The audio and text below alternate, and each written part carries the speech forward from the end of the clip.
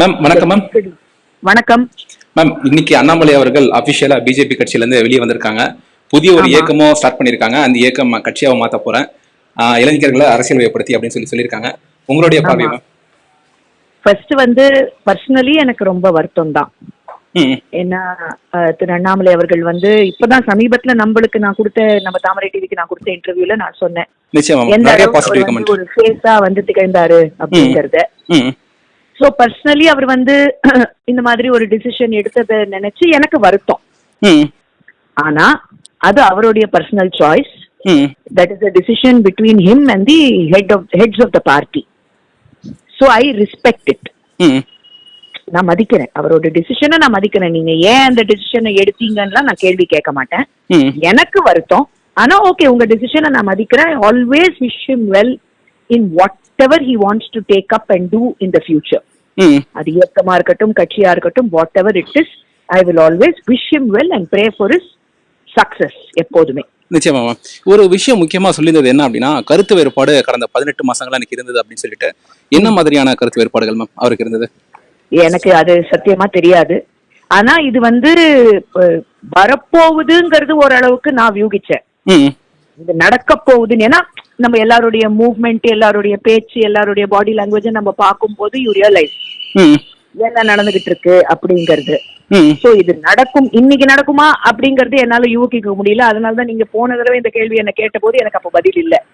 எப்போ நடக்கும்னு எனக்கு தெரியாது. நான் கண்டிப்பா இது நடக்குங்கிறத நான் வியூகிச்சேன். ஏன்னா டெஃபினட்டா கருத்து வேறுபாடுகள் இருந்திருக்க வாய்ப்பு இருக்கு. பிகாஸ் தலைமைக்கு, மத்திய தலைமையை பத்தி நான் பேசல. இங்க நிறைய விஷயங்கள் ஆன் அண்ட் ஆஃப் போயிட்டு தான் இருந்தது. நம்மளே பார்த்தோம். நிறைய முக்கியமான மீட்டிங்ஸ்க்கு அவர் வரல. நிறைய இடங்கள்ல அவர் பார்ட்டிசிபேட் பண்ண முடியல. அதெல்லாம் நம்ம பார்த்தோம். சோ இது ஓப்பன் சீக்ரெட். இது ஒன்னும் மூடி மறைச்சு நடந்த விஷயம் இல்லீங்களே.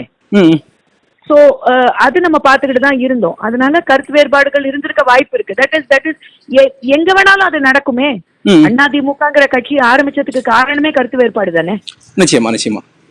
சோ அது எங்க வேணாலும் நடக்கும். ஒரு ஜனநாயகத்துல அது நடக்க கூடாதுன்னு நம்ம சொல்ல முடியாது. பட் அது நடந்ததுனால எனக்கு இங்க நான் பிஜேபி as a கட்சியை நான் என்ன பாராட்டுறேன்னா, ரொம்ப கண்ணியமா அவரும் ரிசைன் பண்ணிருக்காரு. கட்சியும் அதை ரொம்ப கண்ணியமா அணுகிருக்காங்க. நிச்சயமா. ரொம்ப இப்பதான் பார்த்தோம். ஏஏபில ராகவ் சர்தா வெளியே வந்த போது என்ன நடந்துச்சுன்னு நம்ம பார்த்தோம். நிச்சயமா. அந்த மாதிரி எதுவும் சம்பவங்கள் நடக்கல. ரொம்ப கண்ணியமா எல்லாருமே இதை ரொம்ப மெச்சூரா ஹேண்டில் பண்ணிட்டு இருக்காங்கிறத நான் பாக்குறேன். நிச்சயமா மேம். இப்ப தமிழகத்தை பொறுத்த அளவுக்கு அண்ணாமலை அப்படின்றவங்க ஒரு இளைய தலைவர், IPS படிச்சுட்டு அசைன்மெண்ட் வந்திருக்காங்க, நிறைய நாலேஜ் இருக்கக்கூடிய அப்படின்னு சொல்லிட்டு ஒரு யூனிக்கான லீடரா இருக்காங்க. இப்ப இவங்களை எப்படி விஜய் அவர்களும் உதயநிதி ஸ்டாலின் அவங்களும் சந்திக்க போறாங்க, எதிர்கொள்ள போறாங்க? அவங்கதான் முடிவு பண்ணணும்.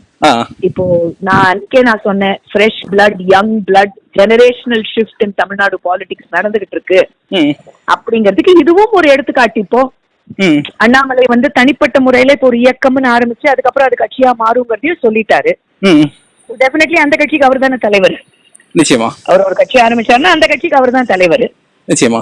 ஸோ டெஃபினெட்லி இப்போ யங்ஸ்டர்ஸ் வரும்பொழுது ஆண்டுட்டு இருக்கிறது, அரசியலை பொறுத்த வரைக்கும் ஆண்டுட்டு இருக்கிறது ஒரு young chief minister, leader of opposition ஒரு யங் அரசியல்வாதி. அவங்க ரெண்டு பேரோட ஒரு யங் அரசியல்வாதி தான் ஒரு கட்சி இன்னும் கூடிய சீக்கிரத்துல ஆரம்பிக்க போறேன்னு சொல்லியிருக்காரு.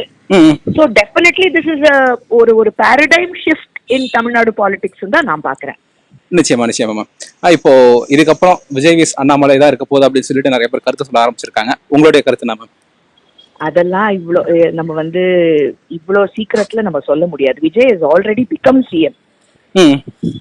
சோ இதுக்கப்புறம் ஃபர்ஸ்ட் அண்ணாமலை கட்சி ஆரம்பிக்கணும். அண்ணாமலை இப்போதைக்கு ஆரம்பிச்சிருக்கிறது பீப்புள்ஸ் மூவ்மெண்ட் தான், இயக்கமா தான் அவர் தொடங்கியிருக்காரு. அவர் அந்த கட்சியா ஆரம்பிச்சதுக்கு அப்புறமா தான் எப்படி நகருது, யாருக்கும் போட்டின்னு நம்ம முடிவு பண்ண முடியும். இன்னைக்கே அந்த முடிவை நம்ம எடுத்துட முடியாது. சோ அதுக்கு we have to wait and see what happens. நான் யாரையுமே குறைச்சும் பேசல, யாரையுமே நான் தூக்கி விடல.